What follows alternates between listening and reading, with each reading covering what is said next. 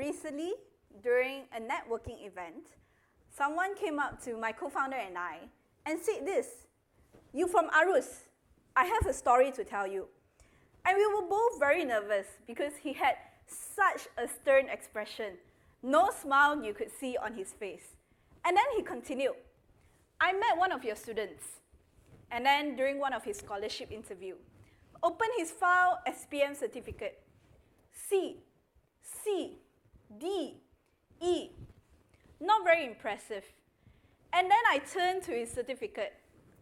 Arus, STEM competition, Arus. So I asked him to explain. And then this boy said, "I go to school, I don't understand what the teacher is teaching. So after school, I go to Arus Law to learn." Now this boy, he has recently graduated with a degree in computer science and has gotten a job with a starting salary of 3,500 ringgit. And this is exactly why we started Arus, to show that education is not just about words on paper. It's about finding relationship and understanding how you can use this knowledge to create a better future for all. And when I say we instead of I, because Arus was co-founded by myself and 3 other amazing educators whom I met during my Teach for Malaysia fellowship. We all believe that education should be meaningful and relevant for students. So rewind back to 14 February 2015. Some of you may know that date as something else, but for us, it was the day that we gathered our students and our teacher friends and had an Arus Build Day. We scraped the floor off the very distracting black and white paint. We cleaned the cockroach-infested toilets, which is a story I will tell on another day. We built tables, bookshelves, tool racks, and anything that we wanted to make the space a conducive environment for learning and exploration. We had one of our students who brought over bamboos, so we cleaned them and we made bookshelves out of them. Another student's father had just recently installed whiteboards for his daughter's school, and so he installed whiteboards for us as well. It was truly a community effort to ensure that we had a safe space for our students to learn. And within a week, our classes had started. Now, we started off focusing a lot on STEM education. And this was because of where our students were. Our students were from a small town called Alma in Bukit Metajam. And you may think, in Malaysia, if it's a special place, it must be because of the food.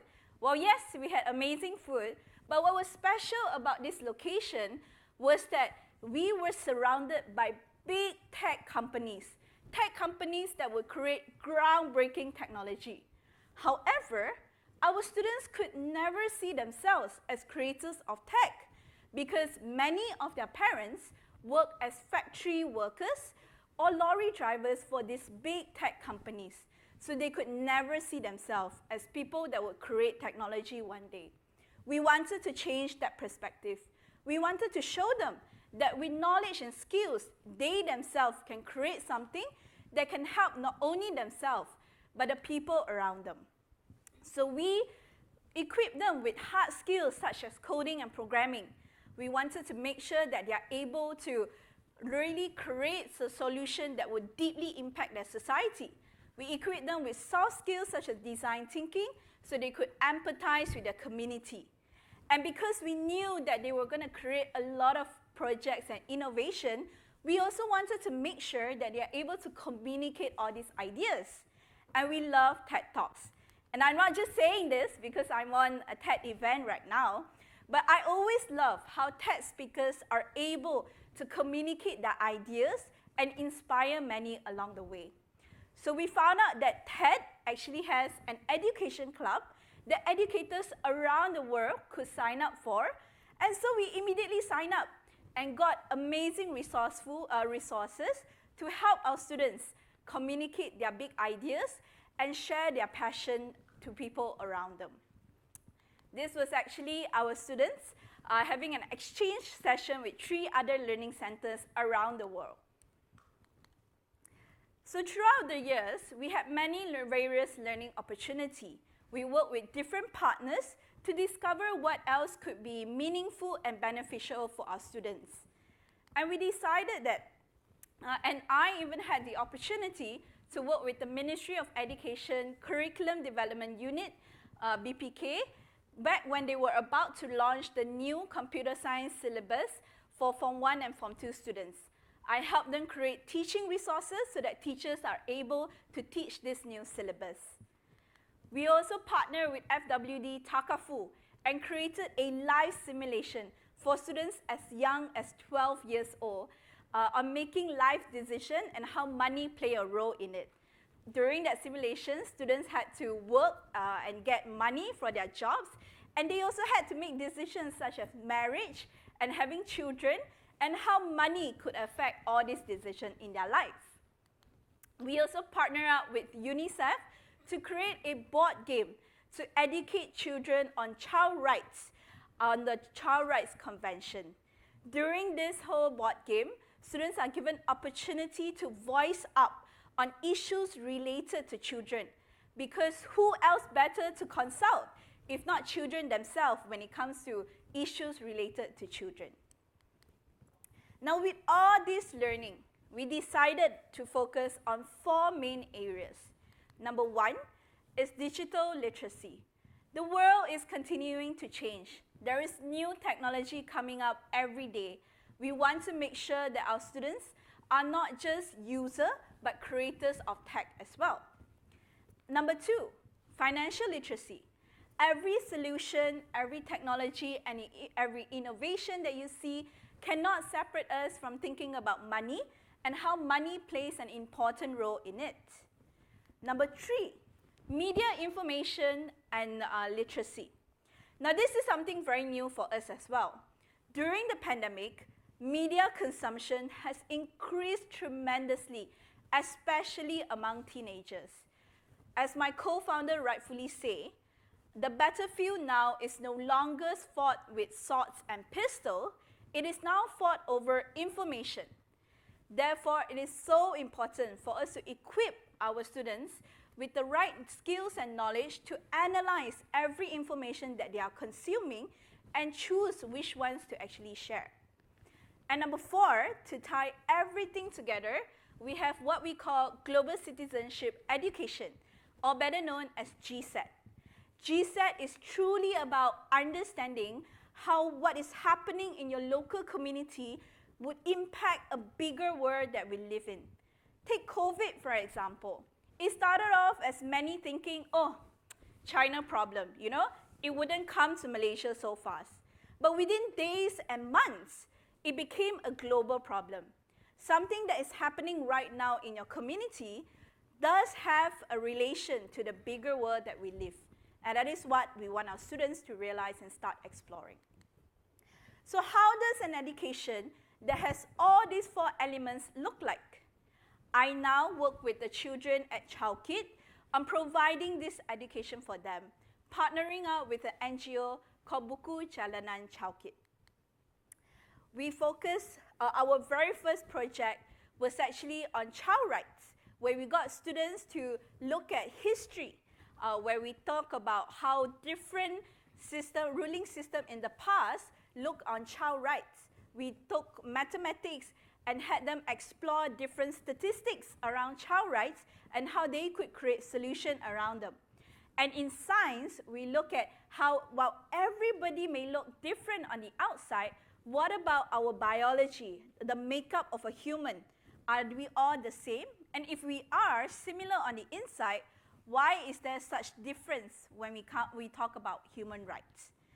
At the end of the project, one of a group of students actually created a website called Cerita Kanak-Kanak di ChildKit, providing stories about themselves and their friends, and also similar to Humans of New York or Humans of KL.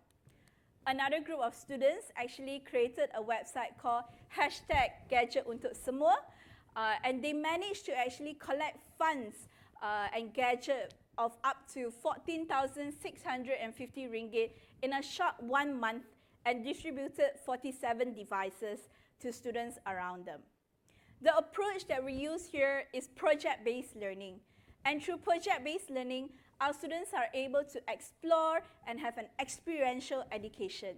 And all this, we make sure that we also map it to the national syllabus so that they are benchmarked to a certain standard as well. Just last semester, we had a project on food and sustainable food because we wanted to show our students that food security is something very important. They explored the driving question of how can we make food sustainable for the Buku Jalanan Chowkit community. Our young primary school students had their mini farm that they cared throughout the project.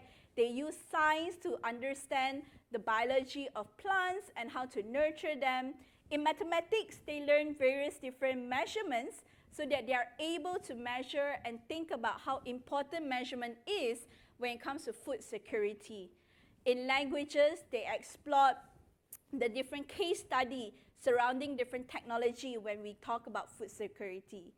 At the end of the project, our primary school students created their own menu from plants that they were growing in their little farm, and they tested different recipes before creating their own very little bespoke restaurant at our learning center. All this while our secondary students went out and talked to their community on the challenges the community may face when it comes to growing their own food. And after talking to the community, our secondary students identified two groups of people within the community. One group had little to no space to grow vegetables or any product in their space, and another group had a small area where they could grow vegetables. The former decided to actually create a hydroponic system made out of entirely household items so that the families themselves could build this on their own. And the other group, the latter group, made a vertical farming system so that they could maximize the space that they have at home to grow vegetables. Now you may think, vertical farming, hydroponic system, they are not new technology. But what the students are able to do is to use all this knowledge and inventions that are out there and innovate to help the community that they are in. And that is exactly the emphasis that we want to have. Right now, we are actually creating a project on financial literacy. So now we're diving deep into financial literacy. And this came about because we saw how our students interacted with money. We saw that some of our students would charge their friends money to play with their phones. And we even had a few students that would bring simple toys from home and begin starting to charge their friends to play with those toys. And we thought, that's quite entrepreneurial of them, but that's not the kind of business that we want them to create. We want them to be able to think about a financial plan for them to achieve their goals and dreams. So we look into getting our students to create their own financial plan. And for our secondary school students, they went one step beyond, and they actually consulted they became financial consultants for their community and create financial plan not just for themselves, but for their community as well. Now, just like any teacher that you would talk to, if you allow me time to talk about my students, I could go on and on about my students. But I will stop here for today and invite you, if you ever had a chance to come to Chowkit, to come talk to my students. And I want to bring you back to my opening story about this boy who managed to realize that education is not just about the books that we read in schools, and tell you another story to end. Recently, I met up with a friend of mine, and she said this to me. Over the past Chinese New Year, her family would receive many orchids as gifts. And her father would keep all these orchids even after the flowers that have bloomed has gone. So it would look like it's dead, right? So many would just throw all these orchids away, but the father decided to keep them. And during the pandemic, he had a lot of time in his hands. So he watered them every day. He tried different fertilizer and tried different methods to see if he could revive these plants. And just weeks ago, all these orchids began to bloom again, seemingly dead orchid in the past. And this is very similar to our children.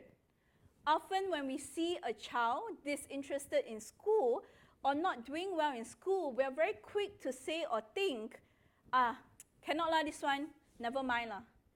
Right? But if we could change our perspective to think about what can we do to actually help the child rather than putting the child at fault, with a little bit of care and attention, the child could realize that learning is all about realizing your potential and what you could do for this amazing world that we live in, and how knowledge plays a part in understanding that. So with that, and hopefully if we all could do that, we could create beautiful children of orchids around the world. Thank you.